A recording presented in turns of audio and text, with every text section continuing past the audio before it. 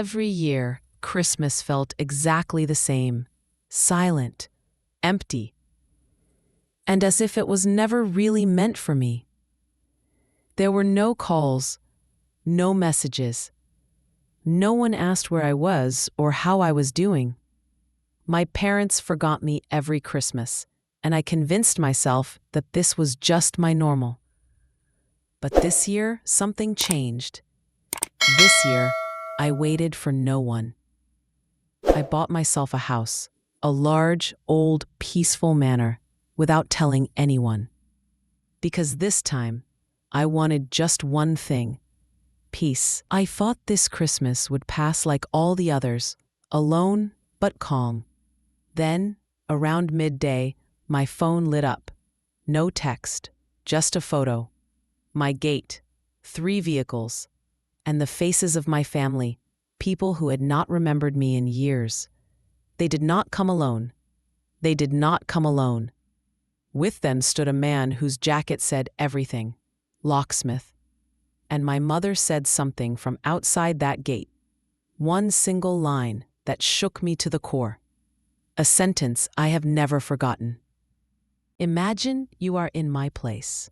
The people who forget you every year suddenly remember you when you have built something for yourself. What would you do? Because what I did next was something they never saw coming. There was a pattern to my family's absence, and it took me years to admit that it was not accidental. It did not arrive with shouting or cruelty. It arrived quietly, wrapped in excuses that sounded reasonable if you did not hear them too often. Growing up, I learned early how to make myself smaller. Not invisible, just convenient. I learned how to celebrate achievements alone, how to downplay disappointments, how to nod and smile when plans changed at the last minute. I told myself that everyone was busy, that work mattered, that adulthood was complicated. Those explanations worked for a while. Christmas exposed the truth. Every December followed the same rhythm. Early in the month, my mother would mention plans in passing, never directly inviting me. Just talking around the idea of family gatherings. My father would say we would figure something out closer to the day. My brother would stay quiet, already aligned with whatever direction benefited him most. Then the days would pass. I would wait, not dramatically, just quietly, checking my phone less often each year, pretending that I did not care. By Christmas Eve, the silence became familiar. By Christmas morning, it was complete. No call, no message, not even a brief acknowledgement that I existed somewhere beyond their plans. Afterward, the explanations arrived. They always did. We thought you were busy. We assumed you had plans. It all happened so fast. The words changed, but the outcome never did. I was always the one expected to understand, the one expected to be flexible, the one expected to forgive without being asked. What hurt the most was not being left out. It was being forgotten so easily. Forgotten in a way that suggested I had never been central to begin with.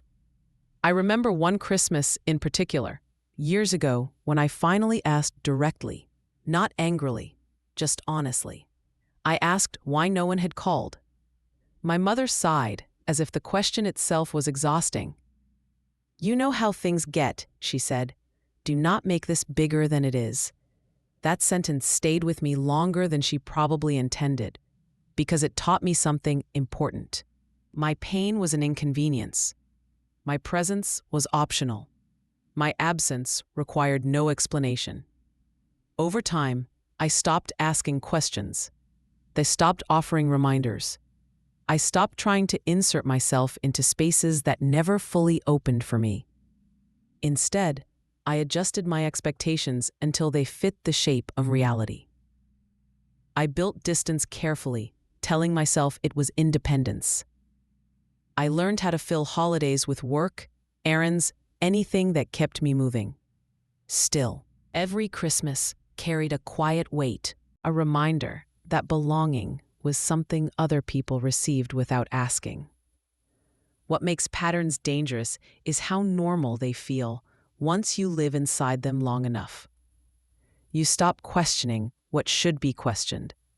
You stop expecting what should be expected. You convince yourself that this is simply how families work. Until one year, something shifts. Until one year, the people who never had time suddenly arrive without warning. Until one year, the silence breaks, not with an apology, but with entitlement. Standing in that manner, watching my family at the gate, the years of absence rearranged themselves in my mind.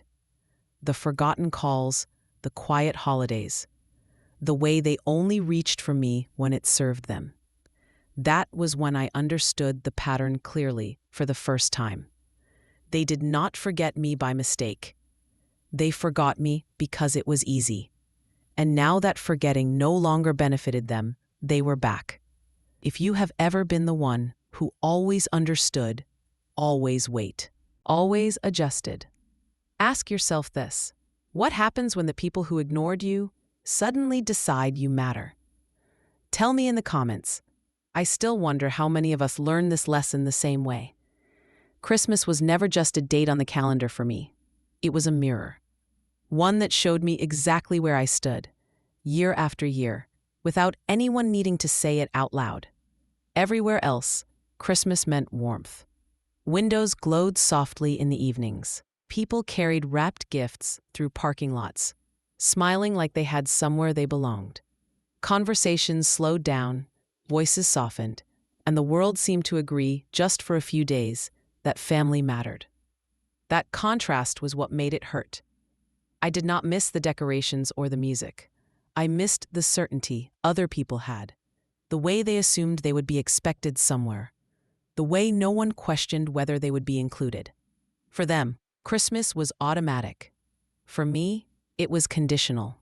I tried to fill the space logically. I told myself that holidays were overrated, that independence was strength, that needing less made you stronger. Those thoughts worked in January. They worked in March. They failed completely in December. Because Christmas was the one time of year when absence felt louder than presence. I remember sitting alone one Christmas morning, years ago, scrolling through photos I did not ask to see. My family at a table, my brother laughing, my parents looking comfortable, settled, no empty chair, no indication that someone was missing. That image taught me something I had been avoiding. I did not feel the gap where I should have been. That realization carried a specific kind of pain. Not sharp, not dramatic, just steady. The kind that sinks in slowly and stays. What made it worse was how quiet it all was. There were no arguments, no confrontations, no clear moment I could point to and say, this is where it broke. There was only the repeated understanding that I was optional, that remembering me required effort they were not willing to make. I tried once to change that. I called my mother on Christmas afternoon, forcing my voice to sound light. I asked how the day had been. She talked for several minutes before pausing. "Oh," she said, almost as an afterthought, "I did not realize today would be hard for you." Hard. Not lonely. Not painful. Just hard. As if the feeling would pass if I waited long enough. After that, I stopped reaching out on holidays. Not because it stopped hurting, but because I understood something important. Wanting inclusion from people who did not value your absence only deepens the wound. Still, Christmas remained different from every other day. It carried expectations that no amount of self-discipline could erase. It reminded me of childhood mornings, of waiting for footsteps, of believing that being patient would eventually be rewarded. It was not. That is why buying the manor mattered more than I admitted at first. It was not about the house.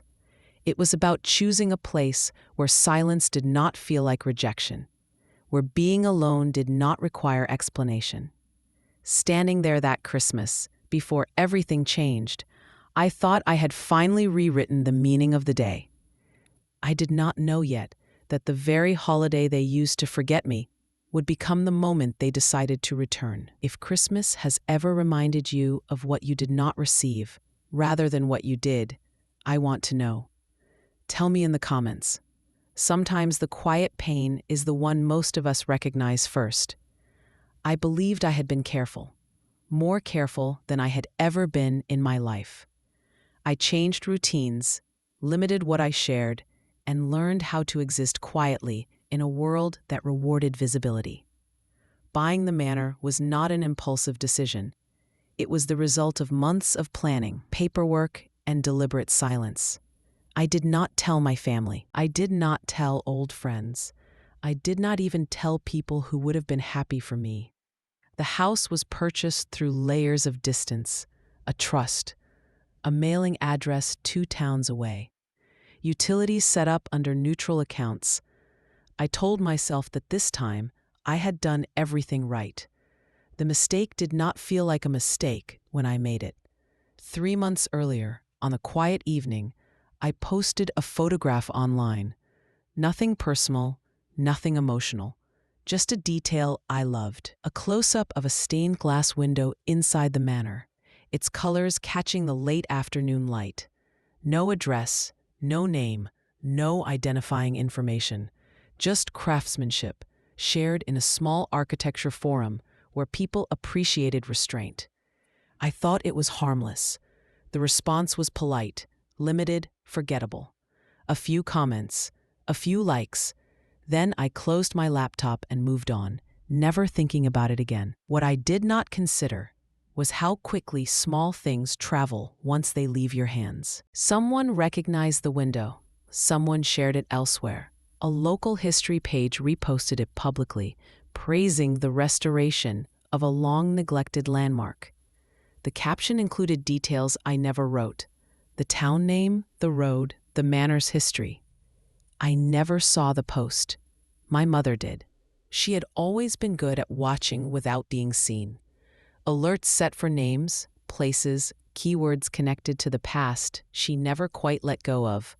She found the post within hours. She cross-checked the details. She compared dates. She noticed what was missing: me. That absence raised questions. The search that followed was not emotional. It was methodical. Property records, business filings, patterns and timing. My family did not need certainty to move forward. They needed enough information to justify action. By the time I realized something was wrong, it was already too late. It started with small things. A missed delivery that never arrived. A neighbor asking if I had family coming to visit. A wrong number call that ended too quickly. Each moment felt insignificant on its own. Together, they formed a shape I did not want to recognize. I ignored it. I wanted to believe that the distance I had built still protected me. That privacy, once claimed, stayed intact. That success could exist quietly without consequence. I underestimated how motivated people become when they believe something belongs to them. My family did not see the manor as a home. They saw it as proof. Proof that I had done well without them. Proof that I had resources they could access. Proof that the silence they maintained no longer served them. When they arrived that Christmas, it was not because they had found me by chance. It was because my mistake had given them a direction. Standing inside the manor, watching the gate from a distance, I understood something I had not allowed myself to consider before. Being forgotten had protected me. Being found was dangerous. If you have ever shared something small that led to consequences you never imagined, you know how quickly safety can disappear. Tell me in the comments, what would you have done differently, if anything, knowing what I know now? They did not arrive like guests. They arrived like people returning to something they believed had always belonged to them. From inside the manor, I watched as my father stepped forward first, stopping just short of the gate. He did not hesitate. He did not look uncertain. He scanned the house slowly, the way someone inspects an investment, not a home. His eyes did not search for me. They measured the windows, the stonework, the length of the drive. My brother followed, hands in his pockets, already restless. He paced a few steps left, then right, testing the space, testing the moment. He had always done that. Whenever there was something to gain, he moved like time was on his side. My mother stayed slightly behind them, close enough to be seen, far enough to appear uninvolved. Her face carried that familiar expression of calm concern, the one she used when she wanted the situation to look reasonable to anyone watching. None of them waved. None of them asked if I was home. They already knew. I stepped onto the porch, staying behind the locked gate. The cold air pressed against my lungs, sharp and steady. For a brief second, no one spoke. The silence stretched, thick with things we had never said. My father broke it.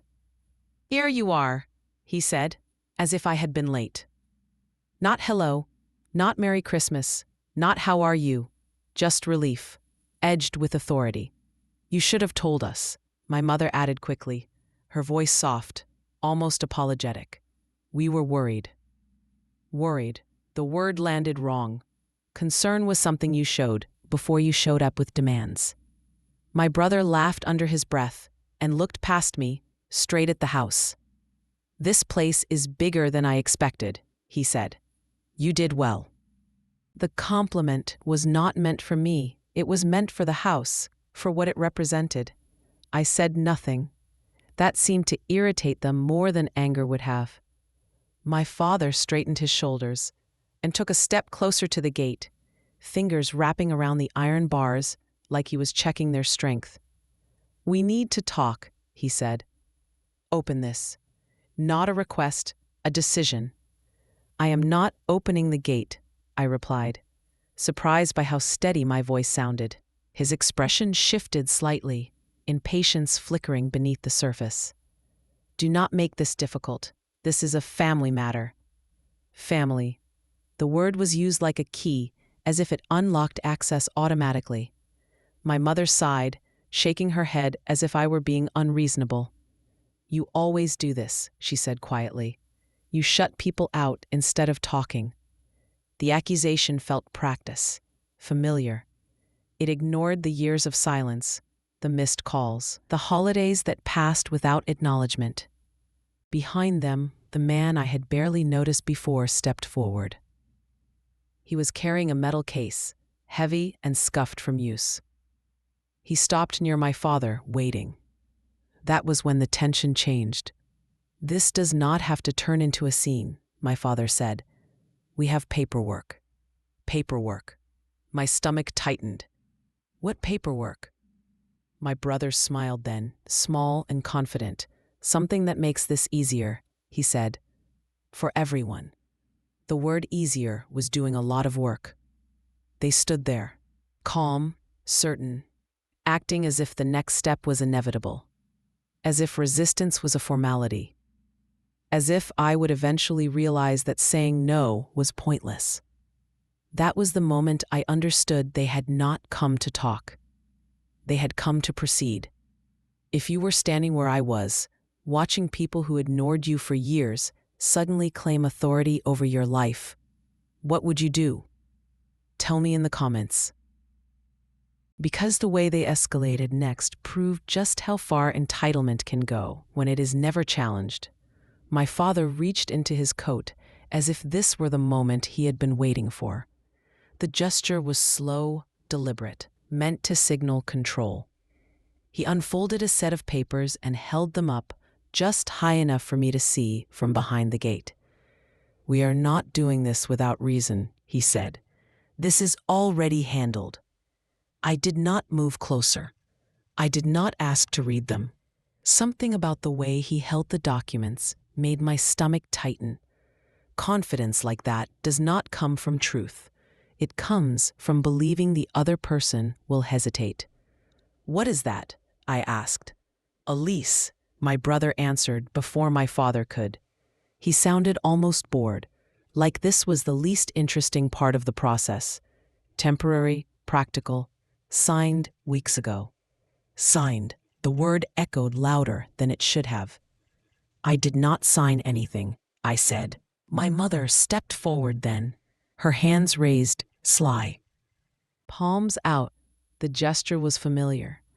It was the one she used when she wanted to appear calm, reasonable, concerned. You were overwhelmed at the time, she said gently. You said it was fine.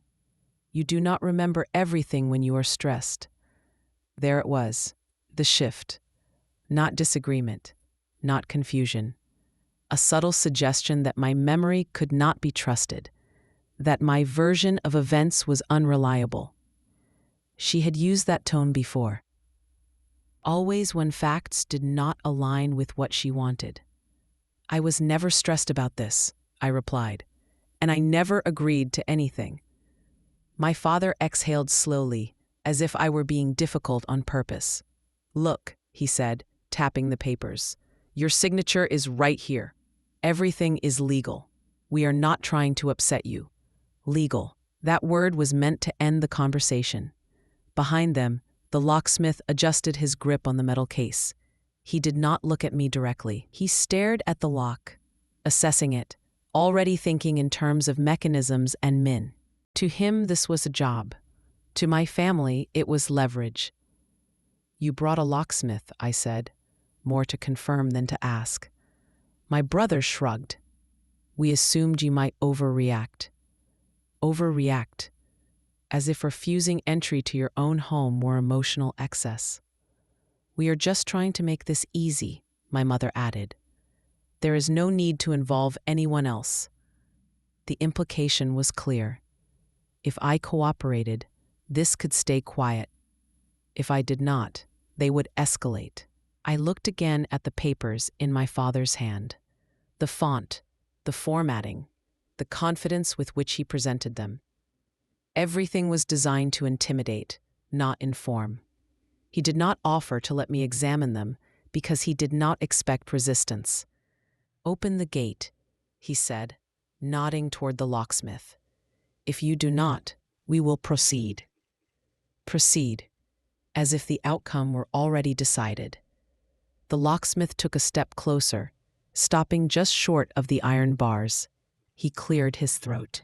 Ma'am, he said, not unkindly. I have been told there is authorization. Authorization. Another word meant to replace truth. I felt something steady settle in my chest then. Not panic, not fear. Clarity. They were not here to convince me. They were here to overwhelm me. With documents I had never seen. With language that sounded official. With a professional whose presence made resistance feel futile. If you have ever been told something is legal without being shown why, you know how heavy that moment feels. You start questioning yourself. You wonder if fighting back will only make things worse. I did not open the gate, and the fact that I did not was the first thing they had not planned for. Tell me in the comments. If someone showed up at your door with paperwork you knew was false, would you hesitate? Or would you stand your ground the way I did? I called the authorities because that was what you are taught to do when someone tries to take something from you. I believed, naively, that truth would matter more than confidence and that facts would speak louder than forged paper. The wait felt longer than it was.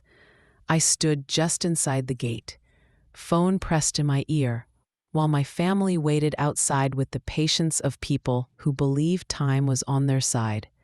The locksmith stepped back, resting the metal case at his feet, as if this were only a pause, not a problem. When the patrol car finally arrived, the relief I felt surprised me. The sight of it pulled something tight in my chest loose. I thought, finally someone will see this clearly. The officer listened, calm, neutral, professional.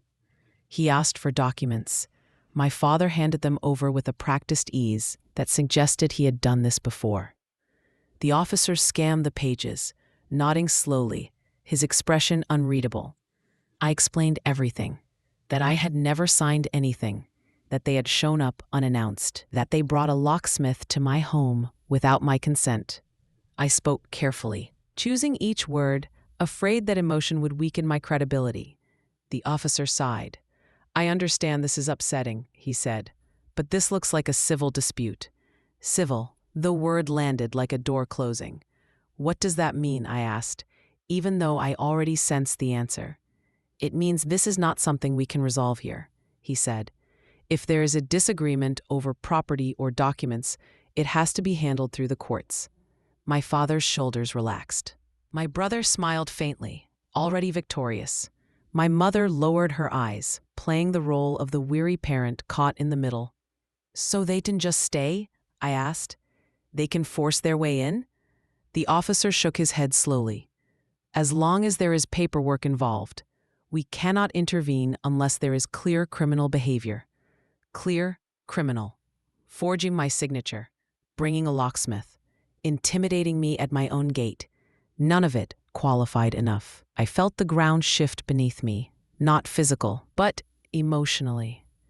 The system I had trusted to protect boundaries was stepping aside, politely, and leaving me alone with the people who had already proven they did not respect mine. "This is family," my father said quietly to the officer. "We just want to resolve things peacefully." Family. The word worked again. The officer handed the documents back and gave me a look that was almost apologetic. "My advice," he said, "is to contact a lawyer." A lawyer. On Christmas. As the patrol car drove away, the silence felt heavier than before. The presence that had given me hope disappeared, leaving behind something colder than fear. I stood there, staring at the gate, at my family, at the locksmith who now looked unsure whether to step forward again. I had done everything right. I had called for help. I had told the truth. And it had not been enough. That was the lowest point. Not the confrontation, not the forged papers, but the moment I realized that doing the right thing did not guarantee protection. If you have ever reached out for help and been told it was not enough, you know how isolating that moment feels. Tell me in the comments. What do you do when the system tells you to solve alone what it refuses to stop? The moment the patrol car disappeared down the road, something inside me settled. Not relief, not anger, focus. I understood then that reacting would only give them what they wanted: confusion, delay, emotional leverage. Planning was the only way forward. I stepped back inside the manor and closed the door, locking it carefully, deliberately. The sound of the bolt sliding into place felt grounding. Outside, my family continued talking among themselves, confident that pressure would eventually do the work for them. I let them believe that. Inside, I opened my laptop and started documenting everything.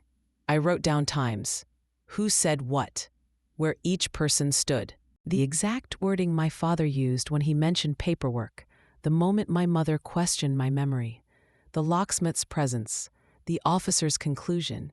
Details mattered now more than feelings ever had. I photographed the gate, the vehicles, the locksmith's company name, the documents my father had held up, captured from a distance but clear enough to show formatting and seals. I backed everything up to a secure cloud folder and sent a copy to an email address I had created for exactly this purpose months earlier, never expecting to need it. Then I made the call I should have made sooner. My lawyer answered on the second ring. His voice was calm, alert, immediately serious when I explained the situation. He asked precise questions, not emotional ones, not comforting ones, questions designed to expose weaknesses. Did you sign anything? No. Did you give verbal permission? No. Is the property held in your personal name? No. That last answer changed everything. I explained the structure, the trust, the reason I had done it that way. Silence followed, then a quiet exhale on the other end of the line. That lease means nothing, he said, even if the signature were real, which it is not. The words cut through the tension like light. He explained what my family had not counted on. The manor was not owned by me personally. It was held by a legal entity. Any agreement required authorization that none of them had. Their documents were not just false. They were irrelevant. More than that, presenting forged paperwork to gain access was no longer a civil inconvenience. It crossed a line. "Do not engage," he said. "Do not argue. Let them escalate. We want them documented, not convinced." For the first time since they arrived, I felt something close to control. I returned to the front window and watched them from a distance. The way my brother paced, the way my father checked his watch, the way my mother scanned the road, alert to perception. They were waiting for me to crack. I did not. I sent messages to a few people I trusted, quietly, carefully, not asking for help, asking for presence. Witnesses mattered. Then I did something else. I stopped hiding. I forwarded the relevant information to local authorities beyond the first response. I filed a formal report regarding suspected forgery and attempted unauthorized entry. I contacted the locksmith's company directly, requesting confirmation of who had authorized the service and on what basis. I asked questions they would have to answer later. By the time I stepped back onto the porch, my posture had changed. Not defiant, prepared. They noticed. My father asked if I was ready to talk. My brother asked if I had calmed down. My mother asked if I wanted to handle this quietly. I said nothing, because planning does not announce itself. It waits. If you were in my place, when would you stop reacting and start planning? Tell me in the comments. The moment you choose makes all the difference. The shift did not happen loudly. There was no argument, no raised voices, no dramatic declaration. Power rarely moves that way. It changes hands quietly, in moments when one side realizes the rules they relied on no longer apply. My lawyer arrived before sunset. He did not rush. He parked neatly along the road, stepped out, and took in the scene with a glance that missed nothing: the vehicles, the locksmith. My family clustered near the gate like they were waiting for permission they believed was already theirs. My father straightened when he saw him. Authority recognizes authority, even when it pretends not to. "Good evening," my lawyer said calmly. "I represent the Oakhaven Heritage Trust." The words landed softly, and then everything changed. My father frowned. "She owns the property," he said, gesturing toward me. "We have a signed lease." My lawyer nodded once. "She is the trustee," he replied, "not the owner." Silence followed. Not confusion. Calculation. My brother stepped forward. "That is just technical," he said quickly. "The signature is valid." "It would not matter even if it were," my lawyer said. "Which it is not." He explained it simply. The manor was not mine to lease.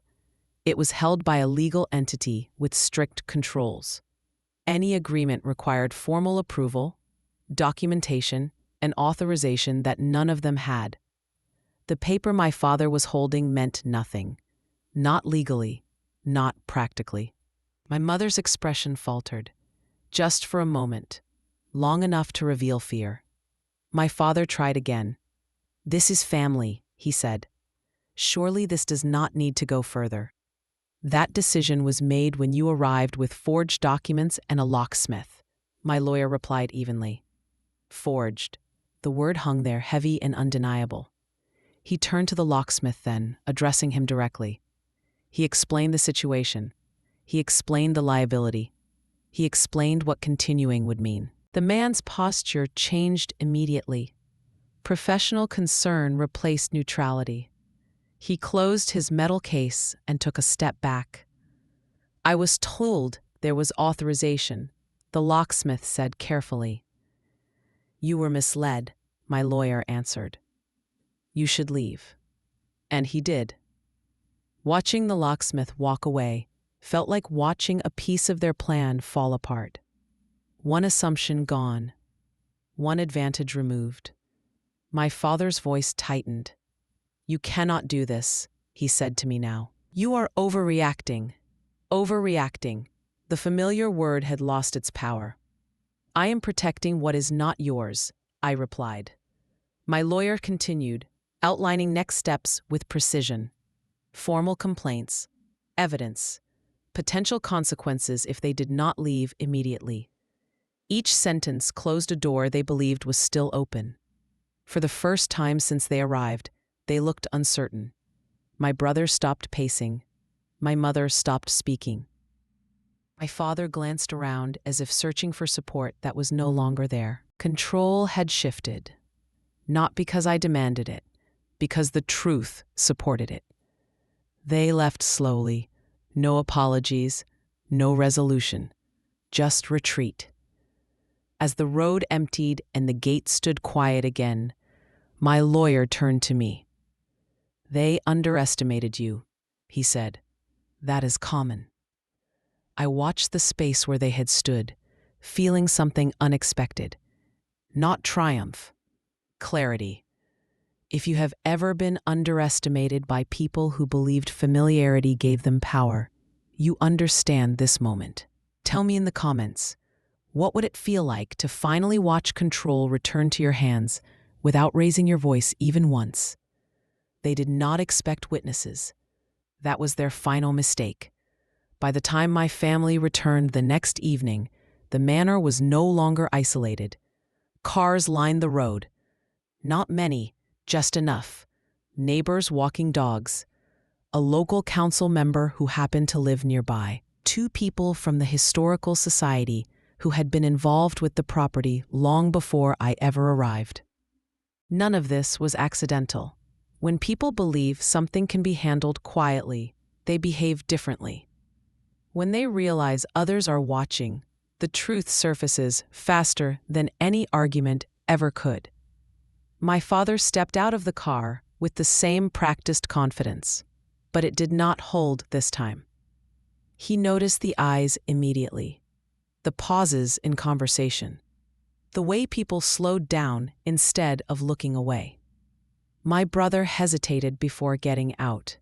He scanned the scene, calculating, adjusting. My mother followed last, already slipping into her familiar expression of concern, the one meant for public consumption. They approached the gate again. "This is unnecessary," my father said loudly, his voice designed to carry. "We are just trying to resolve a family issue."